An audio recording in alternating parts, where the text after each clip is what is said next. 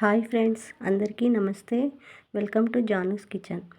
ఈరోజు నేను మీకు మంచి గ్రేవీతో ఎంతో టేస్టీగా ఉండే చికెన్ కర్రీని చేసి చూపిస్తాను. చికెన్ కర్రీ అంటే ఇష్టపడని వాళ్ళంటూ ఎవరు ఉండరు కదండి. ముందుగా నేను 1 కేజీ చికెన్ను శుభ్రంగా కడిగి తీసుకున్నాను. అలాగే 4 మీడియం సైజు టమాటాలను చిన్న ముక్కలుగా కట్ చేసి తీసుకున్నాను. 100 గ్రాముల ఎండు కొబ్బరిని చిన్న ముక్కలుగా కట్ చేసుకున్నాను. ఒక ఉల్లిపాయను చిన్న ముక్కలుగా కట్ చేసుకోవాలి. 15 వెల్లుల్లి రెబ్బలను తీసుకోవాలి.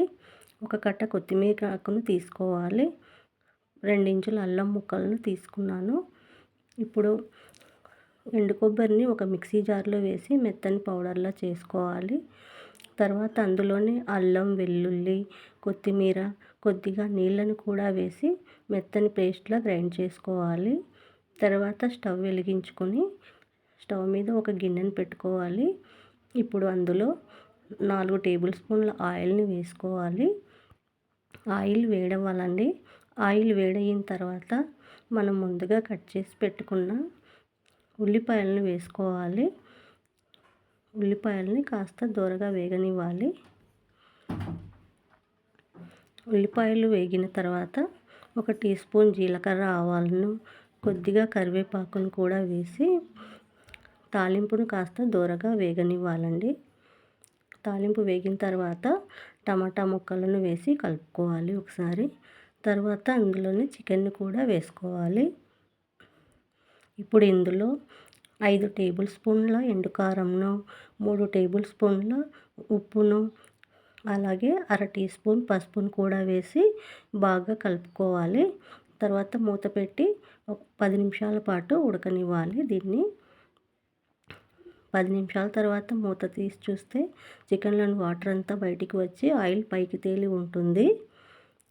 ఒకసారి కలుపుకొని ఇందులో చికెన్ మునిగే వరకు నీళ్ళను పోసి మరోసారి కలుపుకొని మూత పెట్టి మరో 10 నిమిషాల పాటు ఉడకనివ్వాలి. 10 నిమిషాల తర్వాత మూత తీసి చూస్తే చికెన్ 80% వరకు ఉడికిపోయి ఉంటుంది. ఇప్పుడు ఇందులో మనం ముందుగా గ్రైండ్ చేసి పెట్టుకున్న మసాలా పేస్ట్ను వేసి బాగా కలుపుకోవాలి. ఈ మసాలా పేస్ట్ వల్లే చికెన్కి చిక్కటి గ్రేవీతో పాటు మంచి రుచి కూడా వస్తుంది.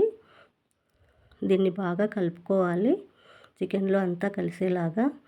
తర్వాత ముందుగా వేయించి పొడి చేసి పెట్టుకున్న ధనియాల పౌడర్ని 2 టేబుల్ స్పూన్లు వేసుకోవాలి. వేసి బాగా కలుపుకొని మూత పెట్టి మరో 10 నిమిషాల పాటు ఉడకనివ్వాలి. 10 నిమిషాల తర్వాత చూస్తే చికెన్ బాగా ఉడికిపోయిందండి. మనం వేసిన మసాలా పేస్ట్ మొత్తం చికెన్ ముక్కలకు పట్టి చికెన్ బాగా ఉడికిపోయింది. అంతేనండి, ఎంతో రుచిగా ఉండే చికెన్ కర్రీ రెడీ అయిపోయింది. దీనిని ఒక బౌల్లోకి తీసి స్టవ్ ఆఫ్ చేసుకొని ఒక బౌల్లోకి తీసుకొని సర్వ్ చేసుకోవటమేనండి.